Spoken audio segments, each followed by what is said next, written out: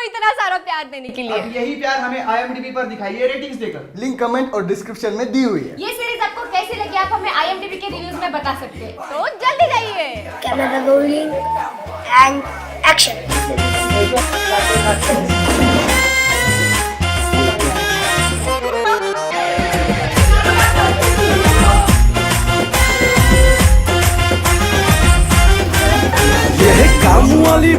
Web series करने का plan हमारा बहुत दिनों से था। एक्चुअली हमको कोई ना कोई वेब सीरीज करना ही था, पर कोई टॉपिक नहीं मिल रहा था अच्छा जिसमें हमको इंटरेस्ट हो, जो हम अच्छी तरह से बता पाए। फिर बाद में ऐसा हुआ, कुछ बहुत सारी स्क्रिप्ट्स वगैरह देखने के बाद, पढ़ने के बाद हमें ऐसा मज़ा नहीं आ रहा था स्क्रिप्ट्स। तो हमने सोचा क्या कर सकते, और ऐसे ही क्लिक हो गया आइडिया कि यार हमारा ही कैरेक्टर है काम वाली बाई, जो कि बहुत फेमस हो चुका है, अभी बहुत ऑडियंस लाइक करते हैं उन्हें, तो क्यों ना उसको ही बड़े फॉर्मेट में लाए। तो वो आइडिया सबको अच्छा लगा, और फिर राइटर्स के साथ डिस्कस करके ऐसा हो गया कि चलो यही वेब सीरीज बनाते हैं और एक अच्छा कंटेंट कुछ लाते हैं काम वाली बाई को लेकर। दाढ़ी वाला बाबा पूरा टेंशन कम कर बाबा, तू रोज सुबह उठकर ध्यान लगा के पूरा काम करे हाथ से, बीमारी में साथ दे।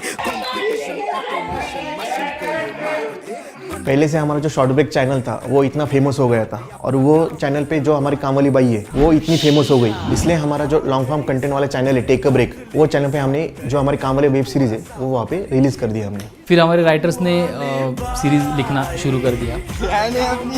बेसिक काम वाली बाई का आइडिया आया है काम वाली बाई से। तो ऐसे ही अपर्णा और साइली डिस्कस कर रहे थे, और उनमें से उनके डिस्कशन में से वो मालकिन और काम वाली बाई ये वाला आइडिया आया। फर्स्ट थॉट मेरा था, लेकिन बाद में इनपुट्स ऑब्वियसली सबके थे, साइली के ज़्यादा थे। तो हम साइली और हम ऐसे ही बैठे थे कंटेंट देखते यूट्यूब पे। वहाँ पे एक हमने नॉर्मल वीडियो देखा था जिसमें काम वाली बाई का बस एक कैमियो था। तो ऐसे ही दिमाग में मेरे थॉट आया कि काम वाली बाई रिलेटेड कुछ कर सकते हैं। तो बस ऐसे ही डेवलप होते होते एक शॉर्ट हमारी रेडी हो गई, जो पहली हमारी काम वाली बाई की शॉर्ट थी। फिर हमने डिसाइड किया कि कल इसका शूट लगने वाला है। तो फिर मैं घर गई, फिर मम्मी को बोला कि मुझे एक साड़ी चाहिए जिसके साथ मुझे शूट करना है। तो मम्मी ने मुझे एक साड़ी दे दी, जो साड़ी मम्मी के पास सेम 2 थी। तो फिर मैं लेके आई, पता नहीं था कि वो साड़ी इतनी वायरल हो जाएगी। फिर हमारा लेकिन ये डिसाइडेड था कि एक ही साड़ी हर शॉर्ट्स में पहनने वाली हूँ मैं। हमारी पहली शॉर्ट अपलोड हुई और वो लाइक 40 मिलियन व्यूज उसको आए थे। तो वो शॉर्ट्स काफ़ी ज़्यादा लोगों को पसंद आए, मतलब काफ़ी उसको अच्छा रिस्पॉन्स आता था। तो तभी से मेरे दिमाग में था कि यार ये कैरेक्टर बहुत इंटरेस्टिंग है। ऑटोमेशन मशीन को ये मात दे,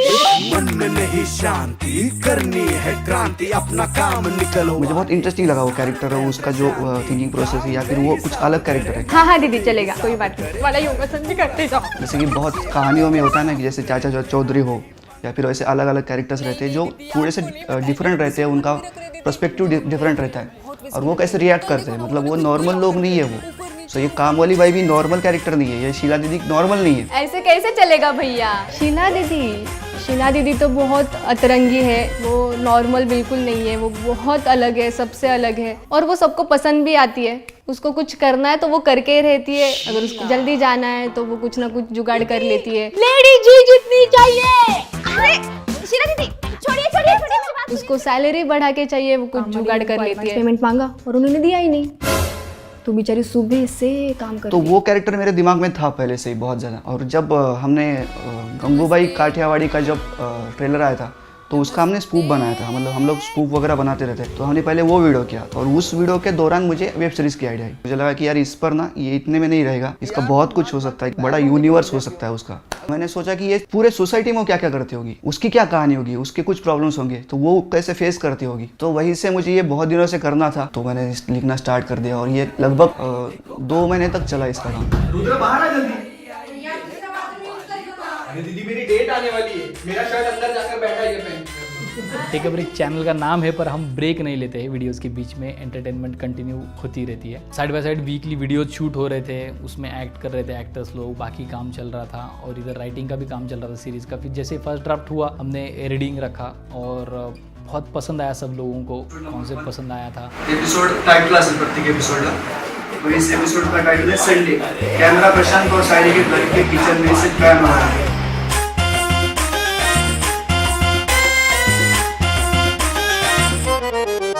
एक प्लस पॉइंट इतना था एज अ को राइटर कि मुझे पता था कि क्या करना है, कैसे करना है, क्योंकि शॉर्ट्स में अलग होता है, 1 मिनट में आपको बहुत कुछ दिखाना होता है, पर सीरीज में ऐसा था कि थोड़ा लिमिटेशन में करना था क्योंकि बाकी कैरेक्टर्स को बैलेंस करना था। ये चीज़ मुझे तभी ध्यान में आई थी जब हम लोग लिख रहे थे, और प्रशांत से तो डेफिनेटली बहुत कुछ सीखने मिला क्योंकि शॉर्ट्स में लिमिटेशंस होते हैं डेवलप करने के लिए, लेकिन सीरीज में अगर एक बेसिक लाइन निकली तो वो उस चीज़ को कहाँ से कहाँ लेकर जाता था। इसको कुछ लिमिट ही नहीं थी, मतलब मुझे लगता है कि इस कहानी को कुछ लिमिट ही नहीं थी, इसमें कुछ भी हो सकता है क्योंकि कैरेक्टर्स ही इतने अजीब है इन द सेंस कि वो फनी है, थोड़े से वो थोड़ा अलग सोचते हैं, तो ये मेन कैरेक्टर है वही बहुत अजीब है। संडे को छुट्टी,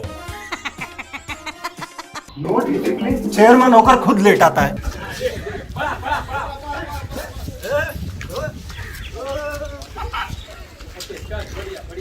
एक्चुअली बात यह है कि हमने सिर्फ 3 ही एपिसोड लिखे थे पहले। क्या बात कर रहे हैं? हमने सोचे थे कि 6 लिखना है, पर ऐसा होगा कि चलो लिखते जैसे टाइम मिलेगा आगे लिखते, क्योंकि बहुत ही शॉर्ट नोटिस पे लिखना था प्रशांत को भी। आगे का सिर्फ प्लॉट एक हमको पता था कि ऐसा ऐसा करना है। और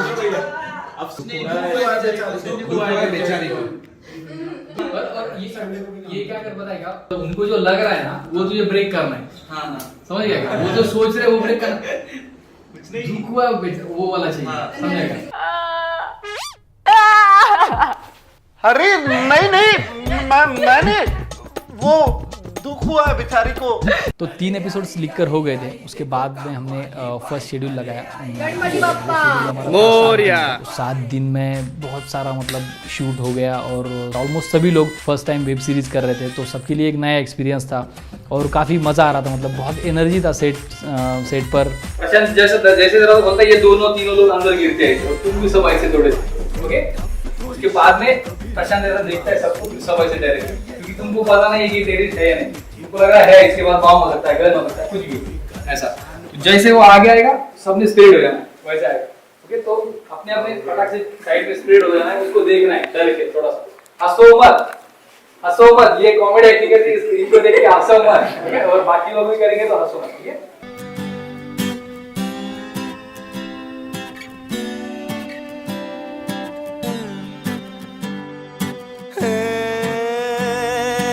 इतना अच्छा टीम वर्क हुआ है। प्रतीक जो हेड करता है प्रोडक्शन, उसके बाद में रवि जिसने डायरेक्शन किया हुआ है,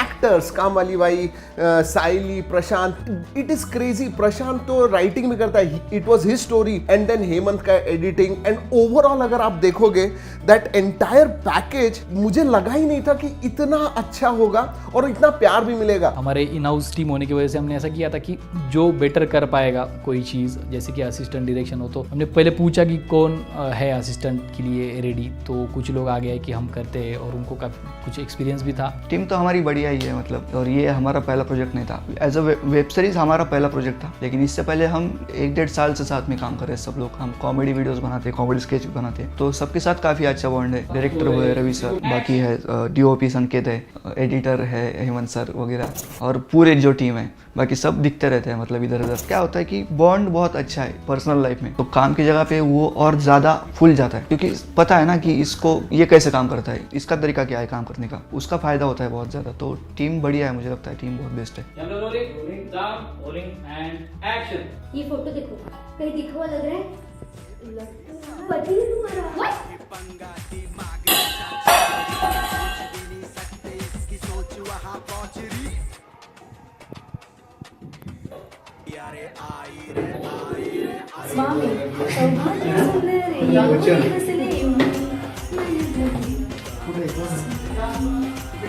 राइटिंग का प्रोसेस जैसे ही खत्म हो गया, उसके बाद हमने स्क्रिप्ट रीडिंग रखा, और स्क्रिप्ट रीडिंग में हम ऑलमोस्ट पूरी टीम को बिठाते, क्योंकि बहुत सारा क्रिएटिव आइडिया सबके पास होता है। तो स्क्रिप्ट रीडिंग हुई, उसके बाद में मैं फिर एक डायरेक्टर ड्राफ्ट के लिए बैठा, और DOP भी करना था, तो ऐसा था कि फिर शॉर्ट डिवीजन, फिर शूट का प्लानिंग, वो भी सब हम 7-8 लोग जो भी है इन हाउस टीम में जो कोर है उनको ही करना था, बहुत सारा प्लानिंग और कास्टिंग करनी थी हमें। तो कास्टिंग के लिए भी हम ऐसा देख रहे थे कि हमको कंटिन्यू ये स्टोरी फिर शॉर्ट्स में भी करनी थी, इसलिए हमें ऐसा चाहिए था कि जो भी मेन कैरेक्टर्स वो हमारे इन हाउस ही हो, क्योंकि कभी भी हम बाद में शॉर्ट शूट करेंगे तो हमको कोई इशू ना आए। फिर ऐसा हुआ कि एक कैरेक्टर जो है वो हमें बहुत सही बना था, क्योंकि जो कॉमिक कैरेक्टर हो और वो कैरेक्टर याद रहे लोगों को, तो वो कैरेक्टर हमने बनाया शशांक का, उसको ही बहुत सारे मल्टीपल रोल्स दिए। हाँ वही है। मेरे लिए इसमें सबसे ज़्यादा डिफिकल्ट था कि मुझे 5 कैरेक्टर्स करने हैं और वो 5 कैरेक्टर्स जो है वो अलग अलग लगे। तो उसमें सबसे पहले ड्रग डीलर था माल, तो उसके लिए अलग एक्सेंट यूज किया मैंने, थोड़ा सा अलग बॉडी लैंग्वेज यूज किया। और जो सेकंड कैरेक्टर है घनश्याम वॉचमैन, उसके लिए मतलब बाहर स्टेट के जो दोस्त है यूपी के, तो मैंने उनसे जो मेरे डायलॉग हैं वो मंगाए उनके यूपी के एक्सेंट में। तो मुझे जो पसंद आया फिर मैंने उसी का अनुकरण किया। आप डरिए मत, हम हूं ना, हम देखता हूँ उसे। सैंडी की मम्मी का कैरेक्टर मैंने बहुत देखा है। हम लोग देखते हैं सोसाइटी में कि बहुत मतलब नेबर्स जो थी हमारे पहले से, वैसे वहाँ पे अलग अलग चुलबुली तरह की औरतें बहुत देखी है। तो सैंडी की मम्मी का कैरेक्टर तो वही से आया और मुझे लगता है कि सब लोग रिलेट करते हो क्योंकि सबके कॉन्टेक्ट में कोई ना कोई एक सैंडी की मम्मी है। उसका कुछ हम आइडिया नहीं लगा सकते कि ये अभी क्या बोलेगी। 301 में आप ही नए रहने के लिए आए हो ना?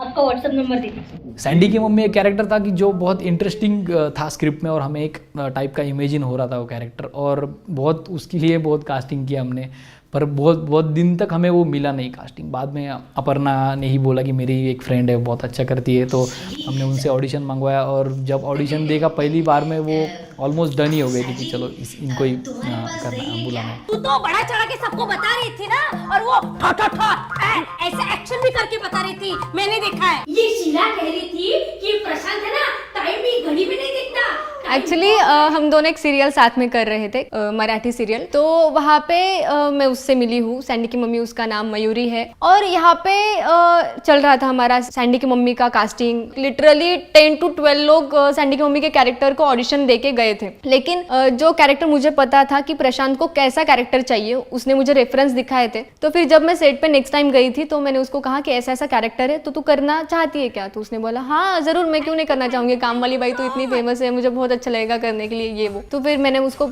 स्क्रिप्ट भेजा, फिर उसने 1-2 दिन में मुझे ऑडिशन सेंड की। तो मैं जब खुद उसकी ऑडिशन मुझे जब आई थी तब मैं देख रही थी, मुझे बहुत हंसने आ रहा था। उसने खुद के इतने सारे इनपुट्स वो ऑडिशन वीडियो में डाले थे, तो मुझे लगा ही नहीं था कि मैं इनको जब दिखाऊंगी ये लोग रिजेक्ट करेंगे। मतलब ये फोटो देखो ना, फोटो काम वाली बाई ऑलरेडी वेल फेमस है, तो वो अगर नॉर्मल कॉस्ट्यूम में भी अगर मैं बाहर जाती हूँ तो लोग मुझे पहचान लेते, और अगर मैं विद साड़ी बाहर गई शूट करने तो वहाँ पे फिर बहुत सारे लोग जमा हो जाते हैं जब भी शूट चलता है या फिर जब अपर्णा उन्हें दिखती है। तो एक दिन जैसे प्रशांत काम वाली बाई का घर ढूंढने जाता है जो लोकेशन था, तो वहाँ पे हमें शूट करने थोड़ा सा डिफिकल्ट हो गया था क्योंकि पूरी तरह से ऐसे लोग जम गए थे शूट देखने के लिए। फिर हम शूट करें कैसे लोगों को हैंडल करें। ग्रीन साड़ी में अगर वो आती है तो दूर से भी किसी को स्पॉट हो जाती है कि चलो ये काम वाली बाई है, और मुझे ऐसा लगता है कि वो एक अकेली ऐसी आर्टिस्ट होगी अभी कि जिसको दूर से भी लोग पहचान सकते हैं उसके कॉस्ट्यूम से। फाइट सीन चालू, जिस सीन के लिए डीओपी रुका था इतनी देर के लिए, फाइट सीन। बैचलर्स के कैरेक्टर में ऐसा था कि हमारे इन हाउस ही जो इमर्जिंग एक्टर्स थे जिनको करना था एक्टिंग, और वो अच्छा परफॉर्म भी कर रहे थे शॉर्ट्स में, तो हमने उन्हें ही कास्ट कर लिया। और उनको भी चैलेंज था कि अभी सीरीज में कास्टिंग हुआ है तो अच्छे से ही परफॉर्म करना पड़ेगा, तो उन्होंने भी काफ़ी मेहनत की और एक अच्छे मैच्योर्ड एक्टर की तरह ही उन्होंने भी एक्ट किया और बहुत अच्छे हुए मतलब बैचलर के सीन उसी वजह से। काम वाले बाई